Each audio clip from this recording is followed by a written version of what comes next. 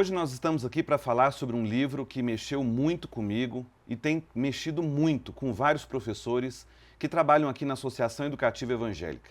Estou falando aqui desse livro do Kevin Manoia, Expressando a Vida, elementos fundamentais sobre como integrar a fé e o aprendizado. Bom, esse livro apresenta elementos fundamentais, essenciais para aquela pessoa que está na sala de aula, para aquela pessoa que está na gestão do curso superior, da educação básica. E eu queria mostrar para vocês de que forma esse livro se divide. Já no primeiro capítulo, o autor, Kevin Manoia, apresenta para nós o corpus do seu trabalho. Neste primeiro capítulo, ele fala um pouco sobre a presença de algo intangível em quem exala o amor de Cristo. Fala também da consequência da característica distintiva e da dupla motivação presente nas universidades cristãs. No segundo capítulo, nós encontramos uma contextualização a respeito da gênese do problema. Nesse segundo capítulo, encontramos um pouco sobre as instituições educacionais contemporâneas e de que forma elas trabalham a especialização dos conteúdos e a fragmentação do processo do autoconhecimento, que é resultante da desintegração do homem. Nos capítulos seguintes, vão aparecer para nós os elementos-chave desse trabalho que é tão importante para nós, professores. Nos capítulos seguintes, nós encontramos a definição de termos centrais, como interface, interação, integração, fé, bem como as expressões de Deus. Depois, são expostos para nós os efeitos da integração entre a fé e a aprendizagem naquelas pessoas que atuam dentro da instituição educacional. Fala-se um pouco sobre caráter, sobre competência, relacionamento, sabedoria, propósito, vocação, liderança servil e estímulo também à criatividade.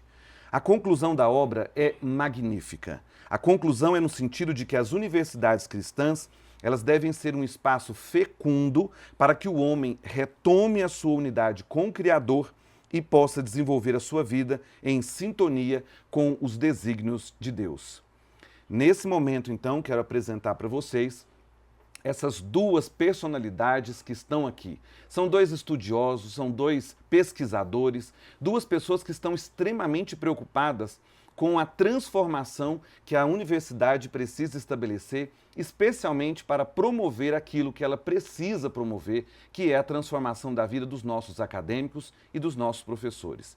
Estou aqui, então, com o reverendo Eliel Gomes de Carvalho, o capelão institucional, e também com o Kevin Manoia, que é o autor desse livro, que eu digo para você, mudou radicalmente a minha forma de enxergar a sala de aula e enxergar a educação.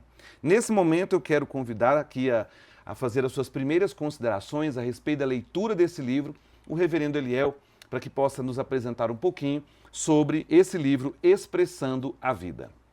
Muito bem, Léo, que prazer estar aqui, juntamente com o Dr. Kevin Manoia, um amigo, uma pessoa que tem influenciado muito as nossas vidas, o contexto brasileiro, e não só isso, mas com uma influência na África, na Ásia, na América Latina, tem sido um verdadeiro mentor que tem feito valer o que ele mesmo escreve, expressar a vida.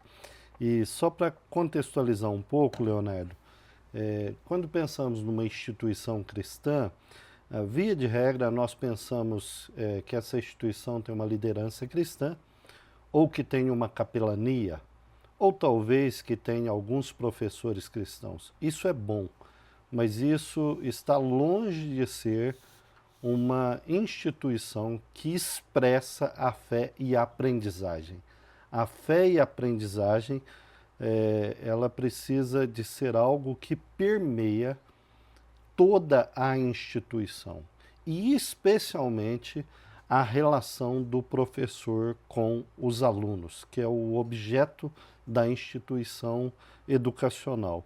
Então, pensar na educação e a partir da integração da fé e da aprendizagem, como escreve o Dr. Manoia, é justamente essa ideia de pensar nos elementos, nos componentes essenciais para a formação do pessoal e, em especial, do professor, para que, de fato, toda a instituição expresse os valores de Cristo em suas formas de pensar, sentir e agir. Né? Que coisa incrível.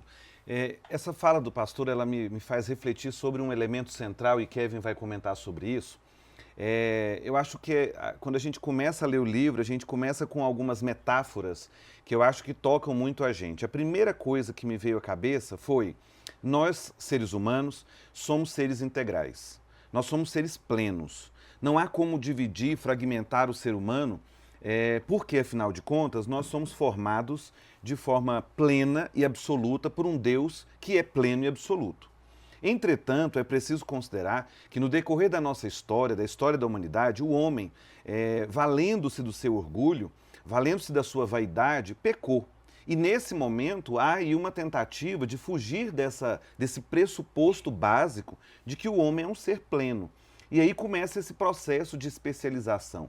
O homem começa a dizer: olha, eu sou diferente do corpo, da alma, o coração, e aí começa a fragmentar, e aí ele começa a querer entender todas as coisas de forma muito fragmentada. E aí está o grande erro. É aquela história de que eu posso entrar na sala de aula sendo um professor de física, química, biologia, esquecendo a fé, esquecendo aquilo que eu acredito, que é a minha essência, que me constitui. Então eu queria que nesse momento conversasse com você, Kevin Manoia, sobre esse pressuposto, né? Essa noção básica de que nós somos aquilo que nós fazemos aquilo que nós somos, nós exalamos aquilo que está dentro de nós. Comenta um pouquinho sobre esse assunto. Bom, muito obrigado, Leandro. Eu aprecio muito a introdução e também os comentários que ambos, você e o pastor Eliel, estão fazendo a respeito deste tema da integração. Realmente, ah, não é uma não é um tema separado da essência da vida. Estamos tentando olhar a vida do ser humano numa maneira que Deus olha as nossas vidas. Quando Deus nos criou, Ele criou numa maneira que nós refletimos a sua imagem própria. Então, para nós dizer que nós somos seres desintegrados, com partes separados, compartimentalizados, é realmente dizer que quando Deus nos criou, Ele criou sua imagem e sua imagem é desintegrado. Isso, então, torna a ser uma ofensa, perdoe a língua, tem palavras que me escapem, mas a Deus mesmo, um ataque em Deus mesmo, para dizer que sua imagem é desintegrado. Então, nós temos que virar a nossa aproximação de entender o ser humano começando com Deus mesmo, começando no início da imagem de Deus em nós. E Deus é pleno, então, quando Deus nos criou, Ele nos criou pleno, integrados. Então, foi uma decisão nossa de egoísmo que criou a separação, essa quebra de proximidade, e o resultado disso foi que nós começamos a desintegrar aquele que Deus criou integrado inicialmente. Então, isso é realmente uma jornada, um caminho de voltar à visão de Deus para o ser humano. E nós usamos a nossa pesquisa, os nossos estudos, a nossa curiosidade em perseguir a verdade para outra vez começar a retornar à integração que Deus mesmo criou em nós quando Ele teve a visão inicial na criação. Excelente. Eu achei interessante um aspecto do livro em que a gente tem aquela sensação que está lendo um livro de essência cristã, e que eu não vou encontrar elementos históricos, e aí eu vou começar a pensar assim, foi o Kevin Manoia que começou isso. Mas eu achei interessante, Kevin, que num determinado momento você passa para nós a trajetória histórica da integração fé e aprendizagem. Isso não é recente, isso não é de hoje, isso não é de ontem. Né? Eu estava fazendo a leitura do texto e eu vi que estamos falando do início do século XX. Eu estou falando de pessoas que estudam essa relação entre integração, fé e aprendizagem, falando sobre disciplinas, eu estou observando que isso é uma questão que inquieta pesquisadores de vários campos do saber. Então, por exemplo, o senhor cita no livro que nós temos matemáticos que em um determinado momento da história resolveram pensar, tá, como que é essa relação entre a possibilidade de integrar o conhecimento com a fé. E é tão interessante porque ontem mesmo eu estava ministrando uma palestra e uma professora disse assim para mim, os meus alunos falam muitos palavrões e eu não sei como que eu vou corrigir isso. E aí eu estava acabando de reler o seu livro e eu fiquei pensando assim, gente, mas está muito claro. Se eu sou essa pessoa que não fala o palavrão, se eu sou essa pessoa que compreende a importância do uso de uma linguagem adequada para os determinados contextos, o meu aluno ele vai começar a perceber isso, ele vai sendo encorajado a também não falar palavrão, porque ele vai perceber que isso não faz parte de mim. Se ele percebe isso está muito claro, isso é dado para ele, é natural. Isso não precisa ser uma ementa, não precisa ser um tema da aula dizendo, olha, vamos hoje falar que não se pode falar palavrão. Isso está dentro daquilo que a gente já está executando, exercitando, né? E eu achei interessante que o Kevin ele vai falar para a gente que essa proposta da integração fé e aprendizagem, ela não anula, em hipótese alguma, o dever das instituições de produzir seus resultados institucionais. Nós não estamos falando aqui de evitar, por exemplo, que se ensine ao acadêmico o conteúdo previsto na ementa, de forma alguma. Nós não estamos falando aqui de evitar que esse aluno saia bem na prova do ENAD, prova do Enem, eu não estou dizendo isso, muito pelo contrário. As instituições cristãs, elas têm um desafio maior. Kevin fala sobre isso, é um desafio maior. Além de passar o conteúdo, é importante, para além daquela necessidade do ranking, né, do desempenho a todo custo, a gente conseguir demonstrar que a nossa crença, a nossa convicção de fé, ela também é capaz de transformar o meu aluno a ponto de que ele mesmo sinta a necessidade de uma transformação. E eu queria fazer uma pergunta aqui para o Kevin, e daqui a pouco eu convido também o pastor Léo a pensar sobre isso, né? Na página 86 do livro, o Kevin faz a seguinte afirmação: evite identidade baseada em desempenho a todo custo.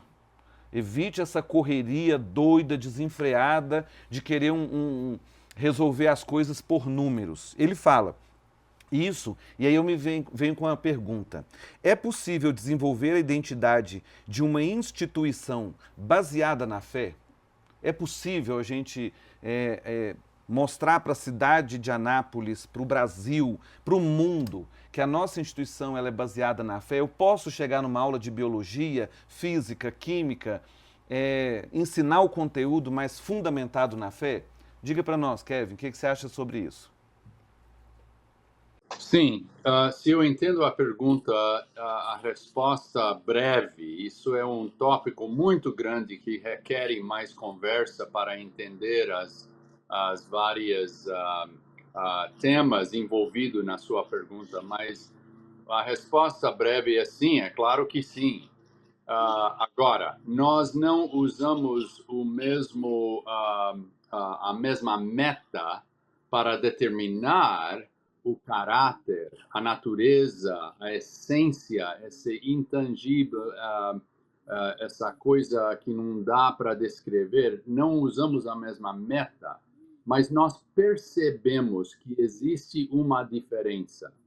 Então, chegando por exemplo, na União Evangélica, um aluno chega lá e ela ou ele vai aprender o que é necessário para se formar e ganhar emprego na área de biologia ou na área de comunicação ou negócios. Ele vai aprender as coisas superficiais.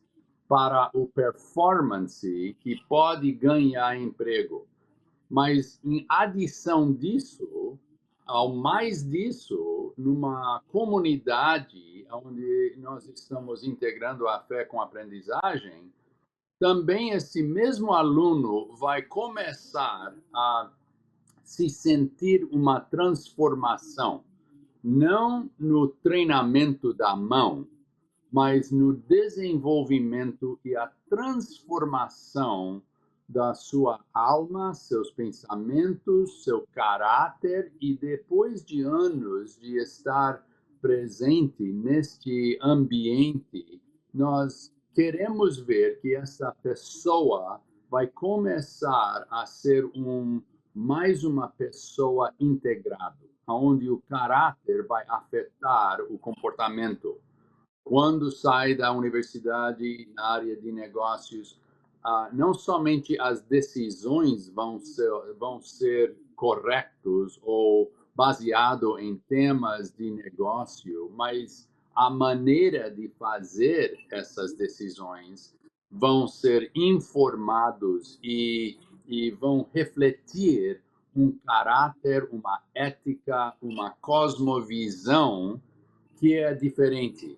E é neste ponto que a imagem de uma universidade vai tornar a ser o lugar onde nós podemos mandar os nossos filhos para se formar, mas também para ser transformados em sua vida própria.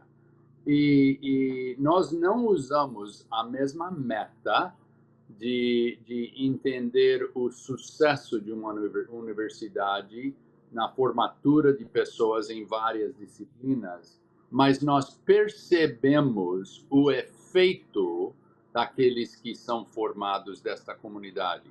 E também nós temos instrumentos que podemos indicar se este processo de integração está ou não está acontecendo e de qual nível. Isso até é onde a União Evangélica é agora. Precisamos começar a estabelecer processos de avaliação. Estamos produzindo pessoas que nós pretendemos produzir. Estamos transformando a vida dos alunos na maneira que queremos transformar. É claro que todo mundo pode ver que as que estão formando estão ganhando emprego, estão tendo sucesso na sua área, mas nós queremos saber mais do que isso. Nós queremos saber se estamos tendo o efeito na essência, na natureza, no caráter da pessoa mesmo, para que quando este aluno se forma e sai e entra na sua posição de trabalho, eles estão refletindo por dentro este efeito da integração mesmo, que é mais um reflexo de Deus mesmo. Então, é difícil usar uma meta objetivo, empírico, mas nós temos maneiras de ver se estamos cumprindo este compromisso que fazemos. Excelente. Pastor, o que você tem a dizer para nós sobre essa questão, que para mim ela é a força motriz desse livro, sim, que de fato envolve essa necessidade, essa transformação que a gente precisa provocar. Legal, Léo. Parece que é uma questão de conceituação, né? A pergunta: é possível desenvolver uma identidade da instituição baseada na fé? É impossível ter uma instituição que não caminhe de acordo com a sua fé. Ou seja, o fruto nunca cai longe da árvore. Se a minha fé, se o meu amor maior, se o meu desejo maior é por lucro, eu vou espremer pessoas para ter lucro. Se o meu amor maior é pelos rankings nos vestibulares e concursos, eu vou bater nos alunos até quando eu puder para tirar isso. Eu até, enquanto ouvi o Kevin, fiquei pensando numa imagem que nos ajude, né? Imagine alguém que tenha um pomar de laranjas e ele colhe laranjas dando pancada nos galhos. E imagine um outro promotor, um outro lavrador, que tem um pomar e ele cultiva o pé da laranja. Ele põe esterco, ele põe água. Ele vai ter um fruto melhor, porque ele cuidou da essência da laranja, da identidade da laranja, das raízes do pé de laranja. Então agora ele vai apanhar os frutos. Então o problema é que nós estamos achando que é possível você ter um produto diferente da sua crença, e você nunca terá. Então a questão da instituição cristã é ela ser coerente. Produza conforme você é. Então, o fato de nós amarmos a Deus e buscarmos ter uma relação bonita, uma convicção viva, um amor real por Deus e pelas pessoas, vai fazer com que nós entreguemos o melhor e vai fazer também com que esse aluno dê o melhor de si, porque nós, de novo, estamos pensando num ser pleno, total, não somente naquilo que ele pode produzir. Perfeito. Quando você me fala sobre identidade, eu fico pensando aqui, bem no primeiro capítulo, que o Kevin reflete um pouco sobre essa questão da identidade institucional, e eu fico pensando, nós temos uma missão, nós temos uma visão, nós temos valores. E esses valores, essa missão, quer dizer, essa frase, esse enunciado, que é um enunciado linguístico, ele vai dizer exatamente o quê? Quem nós somos, é a nossa identidade. Então a gente não pode simplesmente esquecer a missão, a visão, os valores institucionais e ficar focado no processo. Porque às vezes a pessoa fala, olha, minha sala de aula é assim, rígida, minha prova é assim, eu reprovo, eu não sei o quê. E aí a pessoa fica, ela fica fragmentando o processo. Na superfície. Né? Na superfície. Na superfície. Né? E aí eu lembrei da metáfora que o Kevin fala do iceberg. Né? Quando você tem uma estrutura sólida, né? Quando você tem uma base sólida, a identidade está muito clara, onde eu estou chegando. Isso não tem que se questionar. Eu estou dentro de uma instituição que está interessada em me preparar como indivíduo, não apenas para resolver equações, mas é para saber o que eu faço com essa equação e de que forma essa equação, esse conhecimento vai ser capaz de transformar o mundo. Formar um ser humano, não programar um robô. Exato. E aí lá no finalzinho do livro do Kevin, eu queria dizer para vocês que me chamou muito a atenção 2 exemplos, Kevin, que você deu, que eu até transformei numa pergunta aqui, e aí eu vou inverter a disposição, que eu vou começar pelo Eliel. Lá na página 83, fala assim, olha, a matemática não liga para você, a enfermagem não te chama. Né? E aí, claro, essa frase aqui, ela foi colocada num determinado contexto para mostrar para nós o seguinte, quem é que faz o chamado? Né? Quem é que faz o chamado para ser profissional daquela área? Quem é que me chamou para ser médico? Quem é que me chamou para ser advogado, promotor? Por que eu estou aqui? Então eu achei interessante porque a gente vai para o curso pensando, eu preciso decorar a lei, eu preciso cortar o corpo, dissecar o animal, eu preciso, mas isso não me chama. Quer dizer, o verdadeiro chamado que me torna linkado com a minha essência é o próprio, ele chama aqui de aquele que dá a vocação, né? É aquele que fez o chamado. Então a gente não pode perder de vista isso. Eu faço a pergunta aqui para o reverendo Eliel, de que forma pode o professor extrapolar a noção de que a disciplina é meramente conceitual e teórica e alcançar a perspectiva de um chamado de Deus para fazer diferença? Porque eu acredito que muitos professores que estão nos assistindo devem pensar assim, como que eu faço? Eu tenho que chegar na sala e encher o quadro de conteúdo, quer dizer, como que eu posso integrar a fé e a aprendizagem de forma que eu possa extrapolar o que eu tenho feito há tantos anos? Perfeito. A disciplina não chama, só uma pessoa chama, a disciplina é impessoal, né? E a melhor forma da gente integrar e ter os motivos e até as convicções, o propósito correto, é a gente entender que podemos colaborar com Deus no mundo que é de Deus. Né? Quando a gente vai ler a história dos grandes cientistas, a exemplo de Newton, Pascal e tantos outros, Eles estavam descobrindo as pegadas de Deus na criação através da sua ciência. Eles estavam como que descobrindo os pensamentos de Deus, vendo como que Deus fez o mundo. E aí, esse é um chamado. E isso nos conduziria a pelo menos 3 aspectos mais que eu acho que é essencial e que dá uma visão global. Primeiro, desenvolver esse chamado me dá um senso de significado e sentido profundo, que às vezes só o dinheiro e a remuneração não dá.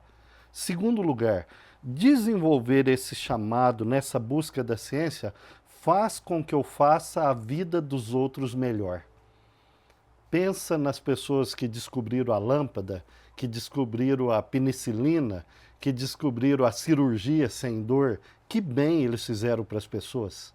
Eles fizeram ciência, mas uma ciência que contribuiu para o bem do mundo. E terceiro lugar, eu posso ajudar na própria criação, no próprio meio ambiente.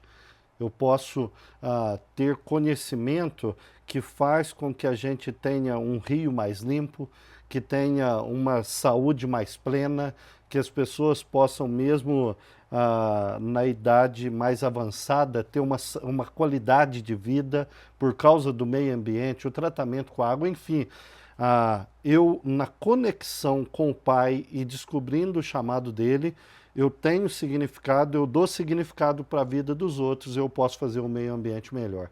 Eu tenho várias motivações que me faz a minha vida significativa e muito ampla. Kevin, contribua com a gente aí um pouco mais. Sim, sim. Bom, o que o pastor Eliel já falou é excelente, excelentíssimo. Deixe-me adicionar uma ideia, um pensamento que talvez ajudaria. Nós sabemos, em nossa cosmovisão, nós cremos que Deus criou tudo. Deus criou o ser humano, mas também Deus criou todo o que é. Deus criou a verdade. Além disso, Deus é a verdade, né?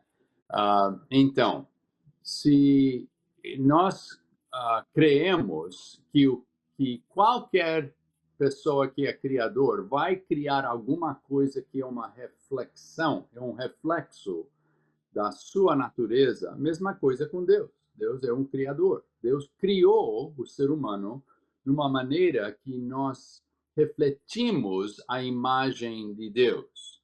Mas lembra também que Deus criou toda a verdade. Deus criou toda a criação. Então, o mesmo princípio está ativo nisso. Deus criou tudo numa maneira que reflete sua natureza de integração e plenitude. Então, neste caso, não é somente verdade que nós somos seres humanos criados numa maneira integrados e precisamos reintegrar o que já chegou a ser desintegrado, mas também a verdade mesmo foi criado de uma maneira integrado.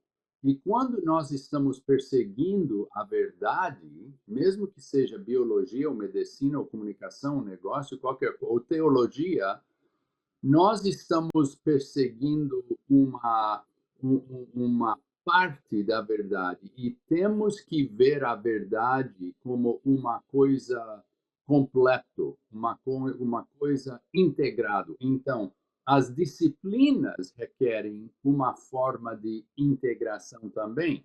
Isso não quer dizer que o professor de biologia tem que ser um doutorado em teologia, não. Mas ele tem que ter essa cosmovisão que realiza, que aceita a realidade, que biologia é uma parte de uma verdade mais pleno, que sai do Criador mesmo, que criou a verdade de uma maneira integrada. Então, integramos, nós usamos essa palavra integração não somente para descrever o ser humano, mas também para descrever a verdade mesmo. E neste caso, então, quando o professor de biologia está na frente da sala de aula com alunos que está usando muitos palavrões ou qualquer coisa assim, ah, e, se ele tem essa natureza, essa cosmovisão que inclui todo no processo de transformação da vida, não somente treinando a mão e informando a mente, mas também transformando a vida, ele vai ter a habilidade de conectar a disciplina de biologia, tanto quando a formação, as ideias de aonde saiu essa disciplina. E ele reconhece que atrás da sua disciplina é um criador que criou biologia como uma parte da verdade mais pleno. Então, ele cria esse interesse, essa curiosidade no aluno para perseguir não somente os dados de biologia, mas também a essência da integração até no comportamento dele mesmo, não somente intelectual, mas também no comportamento. Então, é assim que esse princípio de integração se aplica ao ser humano, tanto quando aplica à natureza da verdade mesmo. Um, se posso, eu gostaria também fazer uma sugestão, porque você referenciou o iceberg e essa ideia da nossa identidade que dá direção e estabilização para a nossa atividade. Lembra que as pressões, os desafios que está chegando às instituições, às universidades, na nossa cultura, eles tornam a ser uma grande tentação para a universidade própria, para somente olhar aos desafios e tentar, como é que se diz, gerenciar não é manage, como é que se diz, somente se tratar dos desafios culturais.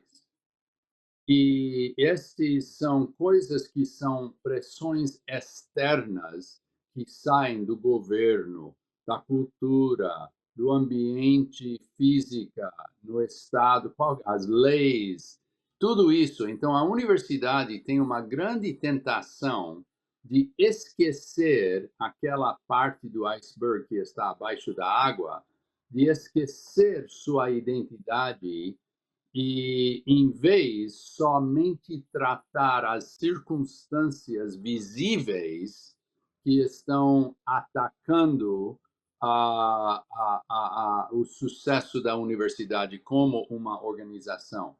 E essa tentação é muito forte, porque universidades eles estão tentando sobreviver, eles estão tentando crescer.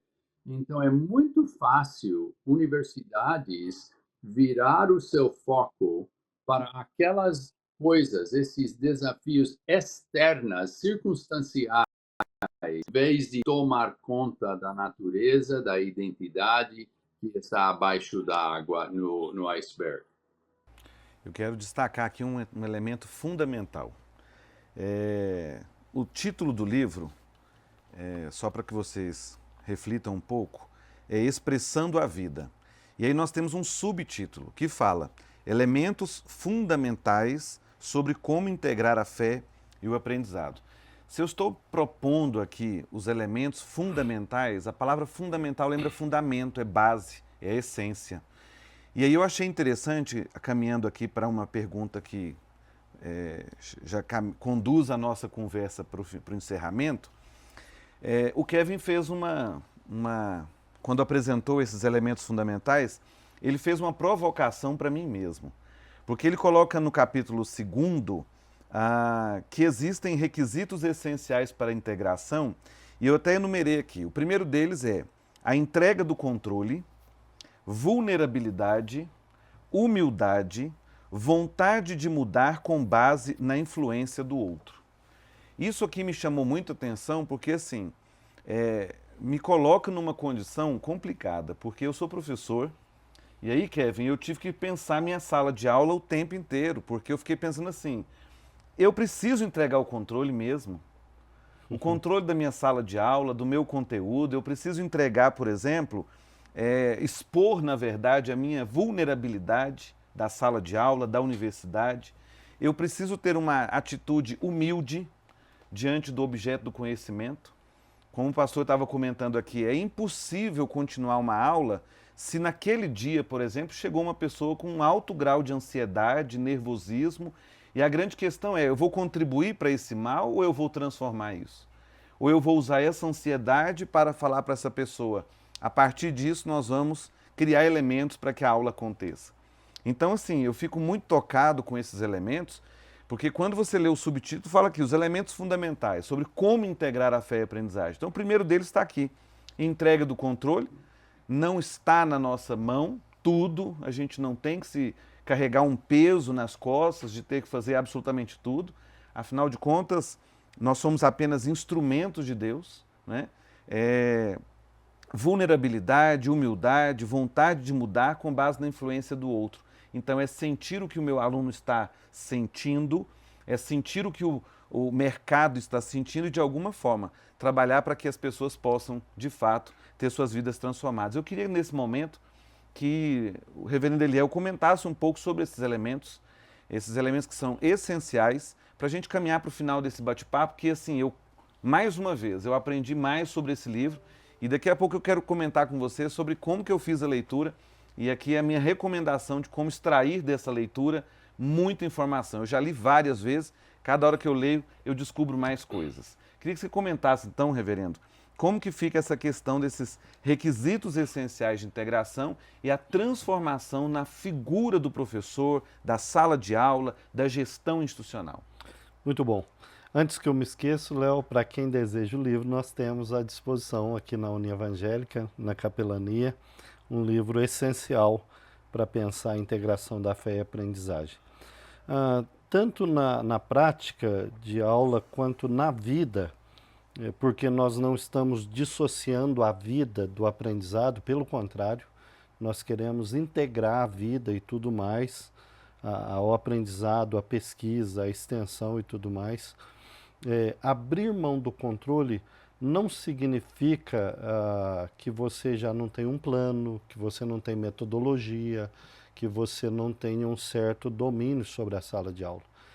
É muito mais um combate à independência, à arrogância, à imposição, ao achar que você é pleno e tem tudo, né? A vulnerabilidade é justamente essa ideia de saber que você precisa do outro, que você também tem áreas que você precisa de crescer. Então, o Kevin até faz essa distinção, ele pode comentar melhor com a gente, né? É diferente da transparência. A transparência eu me abro, mas ainda quero controle. Eu ainda detenho o poder. Eu ainda estabeleço os limites. A vulnerabilidade é diferente. A ideia de eu ter coragem de me abrir. Eu não sei. E nisso a pessoa pode até ser mal com você. Mas aqui entra um princípio teológico fantástico. Quem tem um Salvador não precisa salvar-se. Então, às vezes, a gente está tentando se salvar o tempo todo. Não se abre, finge que sabe tudo, finge que tem todas as respostas, finge que não tem problema, e a gente sabe que isso não é verdade. Então, a integração da fé e da aprendizagem da vida é esse chamado também. Há uma vulnerabilidade, a saber que o outro pode contribuir com você. A humildade, eu não sei tudo e não preciso saber tudo. E eu não sei tudo, não é só da matéria, é da vida também, né? Então, essa humildade, na teologia, lá em Filipenses 2, nós temos a expressão kenosis, né? Que é o Cristo que se esvazia e vem até nós e sofre e vai até a morte, morte de cruz, por amor, né? Por amor, para fazer bem para os outros, né? Diga, Kevin, comenta esse tópico para nós. Esse é um tópico muito importante que o Eliel já explicou. E eu acho que, numa outra área, isso é muito difícil em centros acadêmicos, porque nós temos professores que dão muito esforço, muito tempo, muito de si mesmo para ganhar reconhecimento acadêmico de alto nível, chegando a receber o mestrado, chegando a receber o doutorado. Professores e acadêmicos, eles atingem um nível de excelência o mais alto do mundo, né, acadêmico.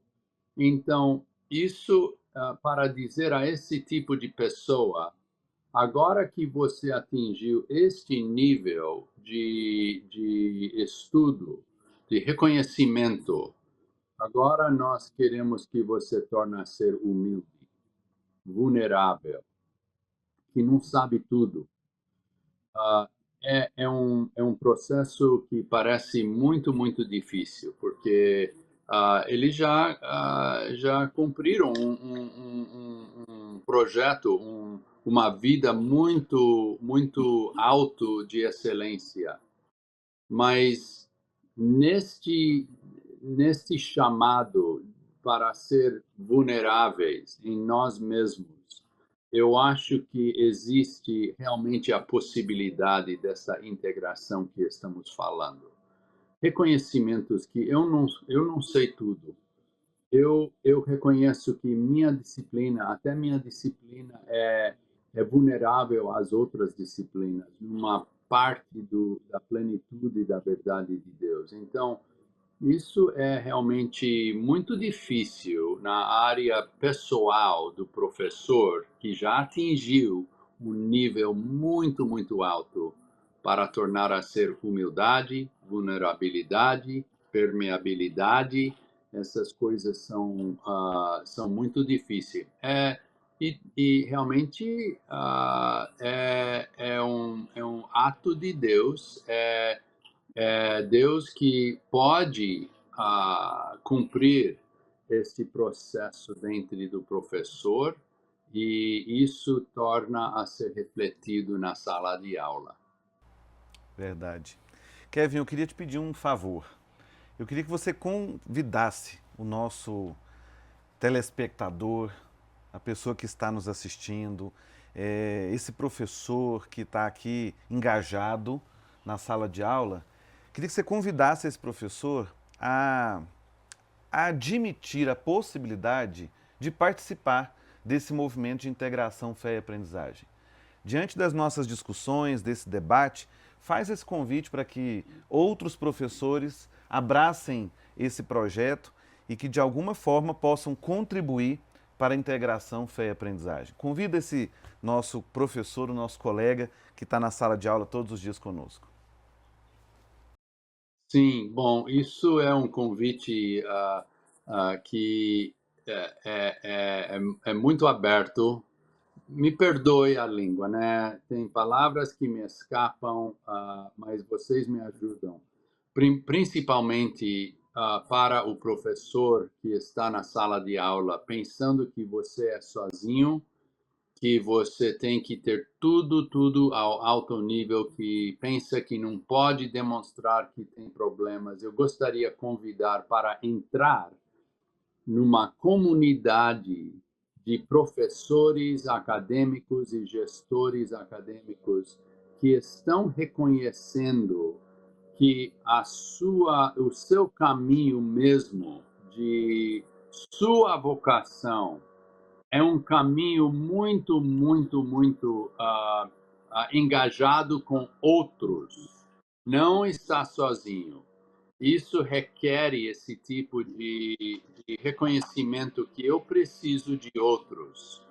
E entrando neste caminho, entrando neste movimento, eu posso garantir que você vai ter oportunidade de reconhecer mesmo o desejo de outros para você.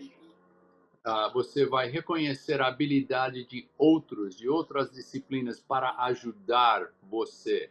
Você vai se sentir uma formação profunda que você não está sozinho, que isso não é uma coisa, uma concorrência, é realmente um chamado para ser parte de um movimento grande na transformação das vidas essenciais, no caráter dos seus alunos, na situação ambiental da sua cidade e também na trajetória da nação inteira. Porque eu penso que este movimento vai mudar a face de educação superior até educação básico na nação. E este é um movimento muito, muito grande que requer que nós juntamos, que nós integramos aos nossos esforços, não numa concorrência, mas reconhecimento que nós precisamos uns aos outros.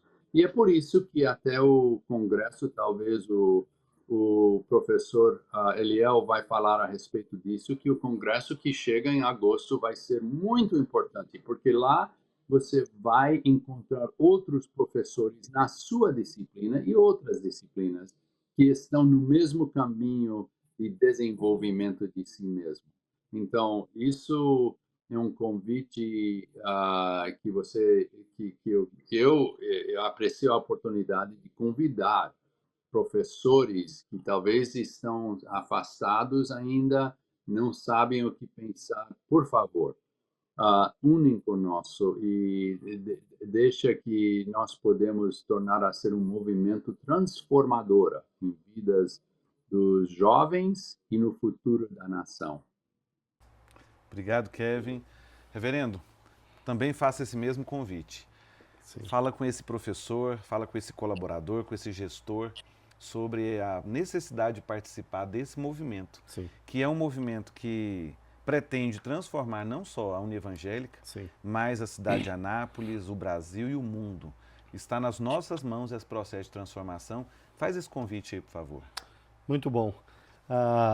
Blaise Pascal diz que o ser humano está em busca da felicidade, né? Quem casa, quem deixa de casar, quem vai para a guerra, quem foge da guerra, estão em busca de a mesma coisa, ainda que procurem direções diferentes, né? É sentido, Léo, na nossa geração, dois grandes problemas: a angústia da ausência de significado e a solidão, a ausência de comunidade, né? Então, um dos problemas grandes do professor é a busca pelo retorno financeiro ou pelo látis, né? Pela qualificação, pelo reconhecimento acadêmico. Isso é muito bom. É bom ter reconhecimento acadêmico, é bom ter o recurso financeiro. Só que há outras recompensas que às vezes preenchem e superam essas duas. Que é de você ouvir um aluno chorando, dizendo: professor, aquela aula mudou minha atitude. Professor, aquele aconselhamento me deu um caminho diferente. Esse é o convite para a integração da fé e aprendizagem. Para a gente perceber que a vida é muito mais do que currículo e muito mais do que só finanças. Tem outros componentes da vida que podem fazer a vida muito mais plena, muito mais exaladora de vida, de significado. E é por isso que o Kevin coloca muito bem essa questão do significado e da comunidade. Saber que tem pessoas trilhando isso, tem pessoas vivendo isso. Essa semana mesmo nós vimos pessoas chorando e dizendo de como que a vida delas tem sido transformada por pensar na integração da fé e aprendizagem, né? E não só na questão de sala de aula, mas na própria existência, né? O significado da vida. E isso exala também na sala de aula. Então, há um esforço grande da nossa parte, né? Todos nós, Kevin Manoia, a instituição, a capelania, eu te conheço, para que a gente experimenta, para que a gente viva isso, né? E como o Manoia falou, já temos data para o nosso 3º Congresso de Integração, Fé e Aprendizagem, de 27 a 29 de agosto do ano que vem, aqui na Unievangélica, onde receberemos, inclusive, uma grande comitiva da África, da América Latina e de várias partes do mundo, né, para nós continuarmos refletindo, repensando e aprendendo sobre como ter essa vida comunitária significativa, onde mais do que somente bom currículo e bom retorno financeiro, a gente possa se ver agente de transformação da sociedade através da transformação daqueles com quem a gente convive. Que maravilha. Eu faço um convite a você que ainda não teve oportunidade de fazer a leitura dessa obra.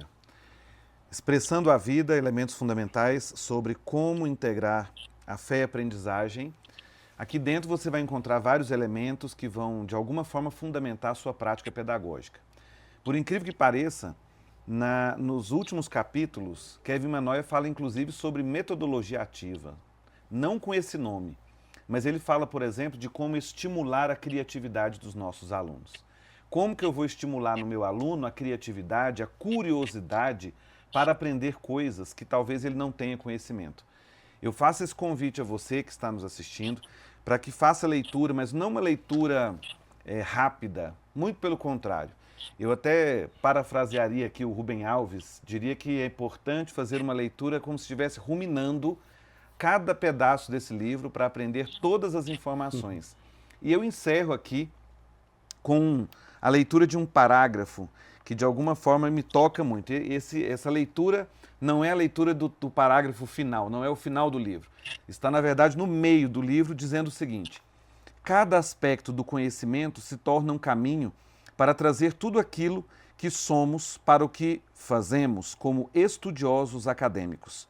A fé em Deus, por meio de Cristo, torna-se parte integrante da nossa vida, que não podemos deixar de derramar essa condição e postura de fé em Deus na busca de disciplina escolhida. Nós exaltamos essa condição de fé nos ambientes de aprendizagem que compartilhamos com os alunos e onde eles também são formados. Que nós sejamos transformados por esse princípio da integração fé e aprendizagem e que a gente consiga todos os dias enfrentar o desafio da sala de aula, renovando a crença de que está em nossas mãos a capacidade para transformar a vida de pessoas que estão dependendo de nós. São pessoas que estão com os olhares atentos àquilo que nós estamos fazendo, para que eles saiam da sala de aula, transformando o mundo, fazendo do mundo um espaço muito melhor.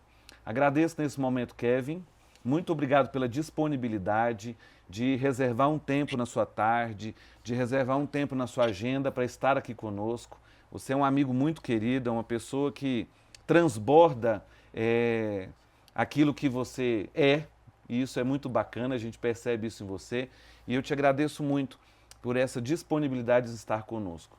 Agradeço também ao reverendo Eliel pela oportunidade desse bate-papo, dessa conversa que muito nos inspira. O reverendo Eliel é reconhecido pelo engajamento, por ser essa pessoa que não desiste dos desafios da sala de aula, dos desafios desse relacionamento com as pessoas. Muito obrigado por continuar acreditando em nós, professores, e também nos nossos alunos aqui da instituição. E agradeço a você também que participou ativamente, conhecendo um pouquinho sobre essas questões, e eu espero que esse debate, que essa conversa tenha tocado o seu coração e que a sua sala de aula seja um espaço transformador.